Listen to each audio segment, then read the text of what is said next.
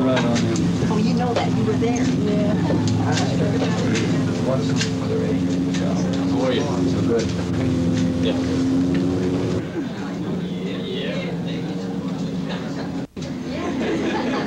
Some relief, but not more than one.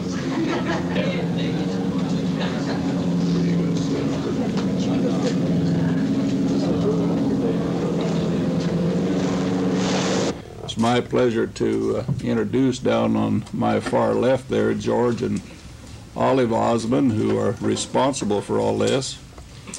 And next to George, of course, is Marie and Donnie. Hi. Hi, Marie. And Jimmy, Jay, Merrill, Alan, and Tom, particularly from watching the Osmonds at work in the entertainment field. Literally thousands of letters have come wanting to know more about their personal lives. What makes them the success they are? Why such a tremendous emphasis on the family, and how do you solve family problems?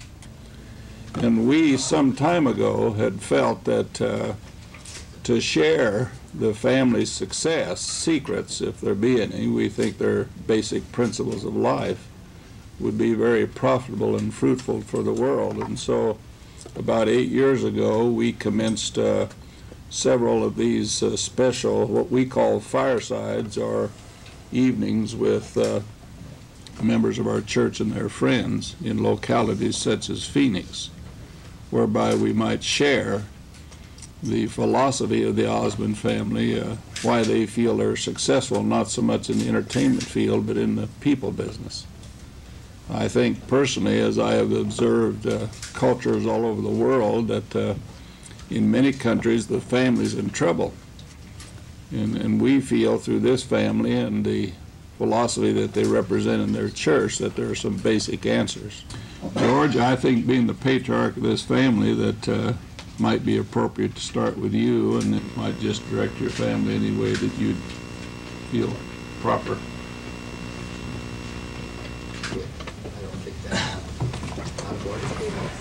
Who did I sign with? St. Louis Cardinals? Yeah, I just signed with St. Louis Cardinals. No, I just signed with Stan Kamen of William Morris Agency. There's some movie projects coming out in the near future. It's exciting. Marie met with Fred Silverman of NBC yesterday, and she has just signed for her own television series, hopefully to be beginning at this fall. Also, one television special and one motion picture for television. So that was a statement that we're very excited about for her. She's very excited about it too, and it's going to be a musical variety television series, 1 hour, for NBC, probably at 9 o'clock. I'm very excited about it. NBC is a great network right now. Fred Silverman is a terrific man. He has a lot of confidence in me, and I hope that I can fulfill that confidence. You recently broke an engagement. This doesn't leave you much time for social life. Are you concerned about that? No, I think that I know pretty much what I would like. I do date. I know a lot of nice people. I'm not really worried about that. I'm 20 years old, so I've got a lot of time. May I ask you, what is the most difficult part of your life? I mean, it seems like you've just got it all wrapped up. Is there a difficult part? Well, I think life is challenging. There's lots of challenges along the way. I'm basically a really happy person. Probably having 8 brothers is the most no. Getting up in the morning. That's the most difficult time. Schedule. I'm a girl. I can't help it. Donnie, while we have you, what kind of movies are you going to be in? Have you made some... Well, nothing's been solidified yet. There's a lot of ideas. Are you going to be doing them there in Utah? Wherever the location works out. Utah would be a nice place to do it, but wherever the location is best. Will it be G-rated? Have you put some parameters on what you will be and what you won't be in? Well, let me put it this way. We're very real in what we do. We won't promote anything like the sex and violence that's being promoted so heavily today. But the things that we do will be very real. If there needs to be a little violence in the film that portrays a real situation in life, yes, we'll do it with taste. You folks obviously could pick any place in the world you wanted to live, or at least that we think you could. Perhaps it may have been more convenient for you to live in Los Angeles or some other place close to the entertainment centers. Why is it that you chose to spend the millions you did building a studio in Utah? And perhaps what some people would regard as a backwoods part of Utah. Maybe whoever made that decision ought to respond. Well, I think we all better step forward here. Go ahead, start it out. We were born and raised in Utah, and of course, you know, you always have a desire to go back to where you were raised as a child, I feel. At least we did. We were getting older. A few of us got married. We had kids of our own. We wanted to raise them in the environment that we had in the mountains and away from so much of the hectic city life, and yet close to a university of higher education and learning. And Utah just kind of fit into our plans. As you mentioned, it was a challenge for our career, because here now we're moving to the mountains away from the industry, so to speak, and so now we had to supply the tools necessary to continue these career movements and growth. So we decided to, everyone thought we were crazy, but we did build a television motion picture studio facility in Orem, Utah. And as a result, we have now become, from some of the executives in the networks, one of the most quality production houses in the country and the world. And we've just basically applied the same principles that we do in our lives, and that is putting the best into what we have. We may not have everything yet. We're a growing company, but with what we put in the best. And as a result, we've been able to do our television shows, our records, and all of that, and still live the lifestyle that we wanted. Also, what we're finding is that the people that have come up, whether it be the Olivia Newton-Johns or those kinds of people, are asking to find properties and so forth in that area, because it's a very, very growing state. Plus, you talk about the financial engagement that the commitment that we've made. Up there's so much, like down here in Arizona, there's so much beautiful scenery for film work as well as studio work. So it works out great for us. I think it should be mentioned that Hollywood is good to us. I believe they can hear me. We have no qualms with Hollywood. I think we just extended their boundaries a little bit. But we have we had no reason other than that to leave the Hollywood area. Is Jimmy always this quiet? You want to ask him some questions? Really, I'm having a voice change, so.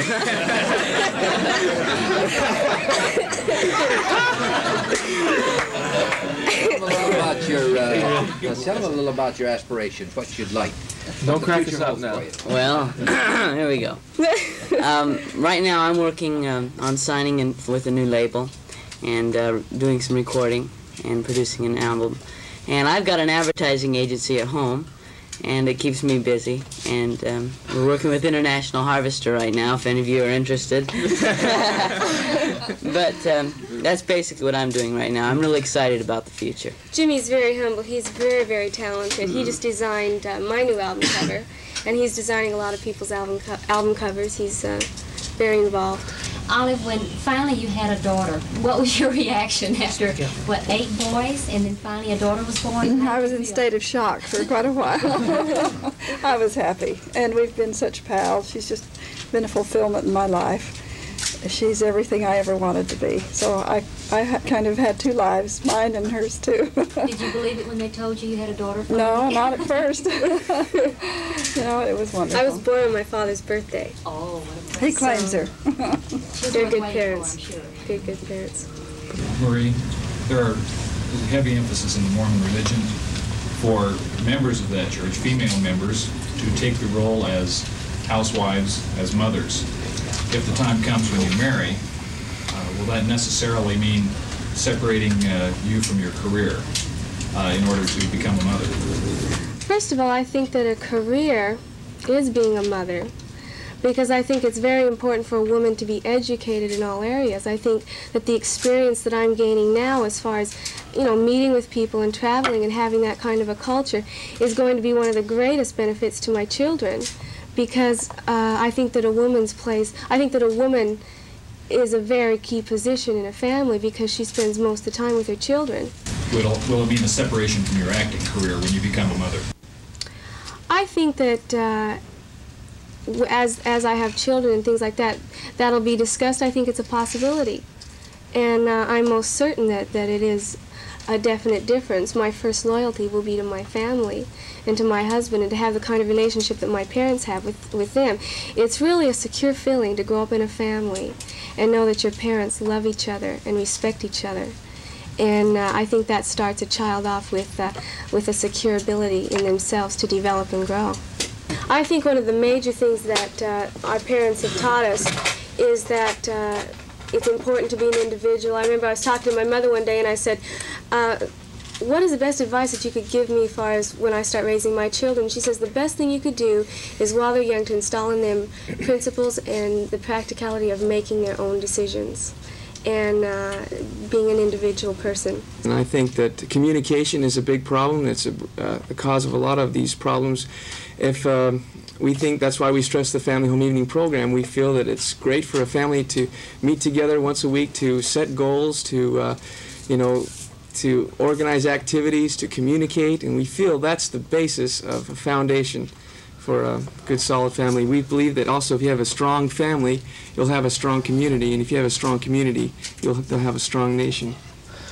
Also, everybody might say, well, that's nice, but how do we put that into action?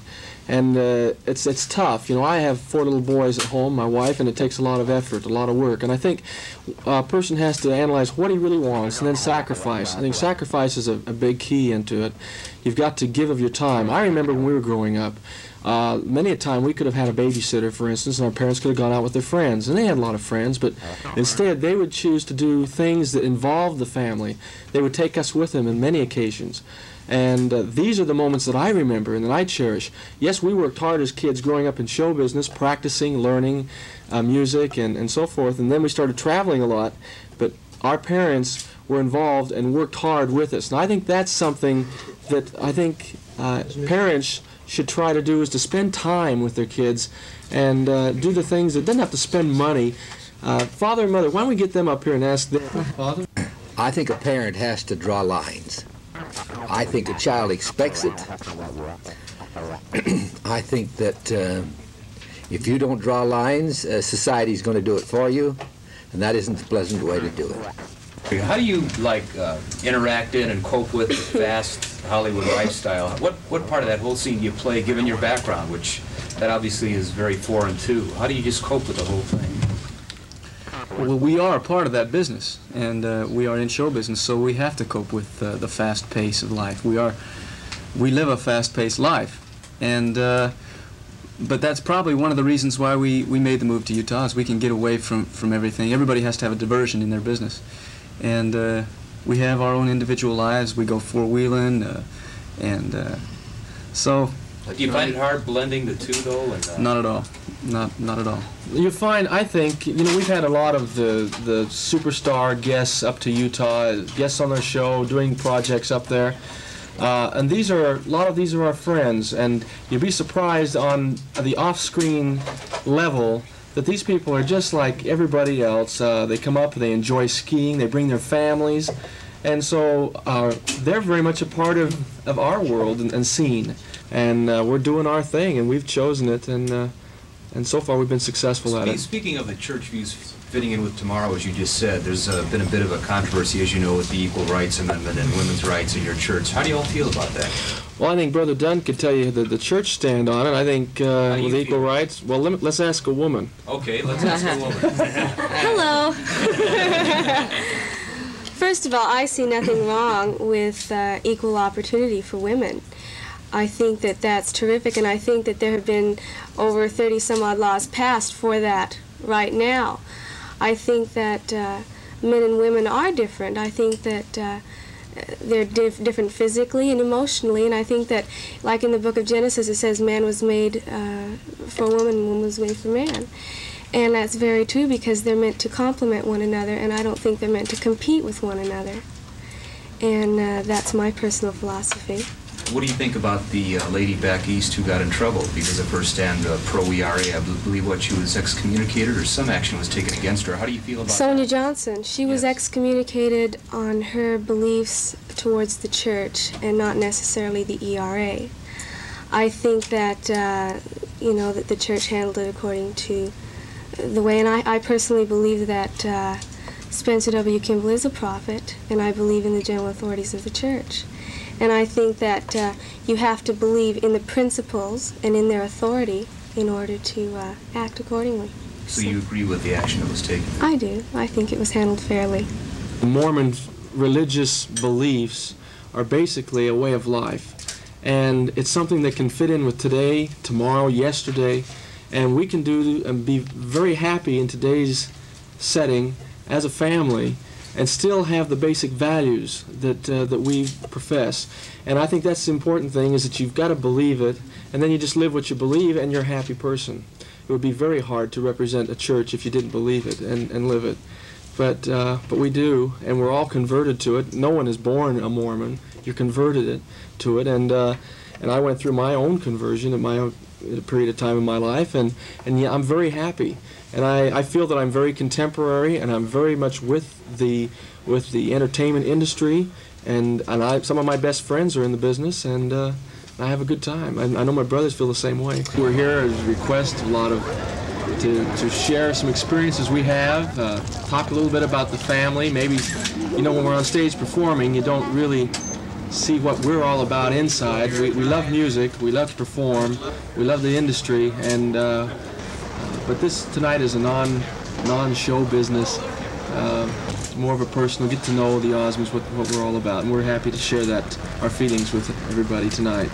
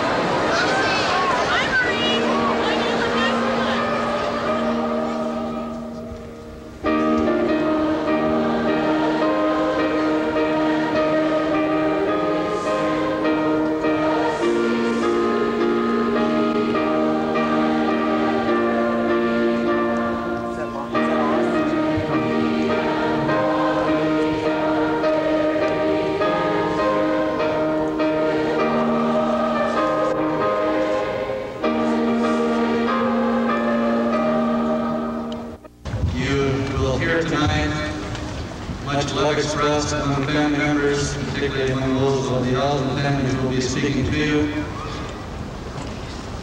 because of the understanding which they have of the eternal nature of their family. They know of the love that exists here today will continue with them. And so as they speak of each other, they speak in eternal terms, not just of earthly love. And we hope that as we gather here tonight, each of us individually and in our individual families, will go from here strengthened. When there's love at home, there is joy in every sound. When there's love at home, peace and plenty here abide, smiling sweet on every side. You know, when you really love something, you really want to share it. And I think that's the key, and that's why we do these firesides, because we want to share what we have to other families. In the cottage there is joy, when there's love at home. All we're up there to share is what has made us happy. And if someone finds some of that, then I think we've been successful in coming here tonight.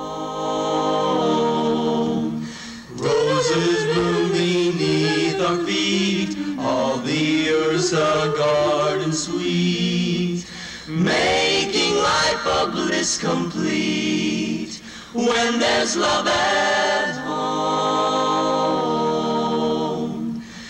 Kindly heaven smiles above, when there's love at home. I just feel we have a responsibility more than anything else, because when we get the thousands of letters that we do receive, people wanting to know about how we feel as a family. We just feel a responsibility to get out there and tell them. Love at home. Love at home.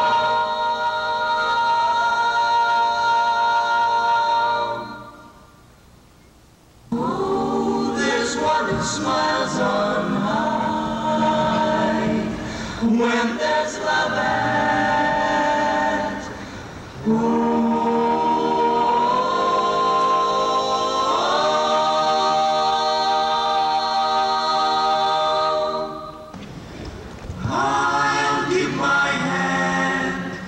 Those who cannot see the sunrise or the falling rain, I'll sing my song to cheer the weary along, for I may never rest this way again. I'll share my faith with every troubled heart, so I shall not have lived in vain.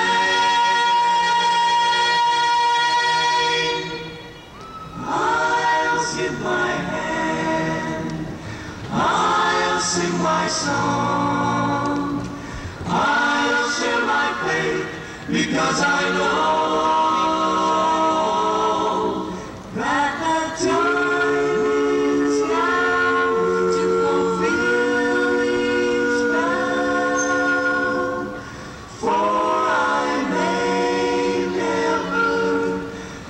this way again. Ooh.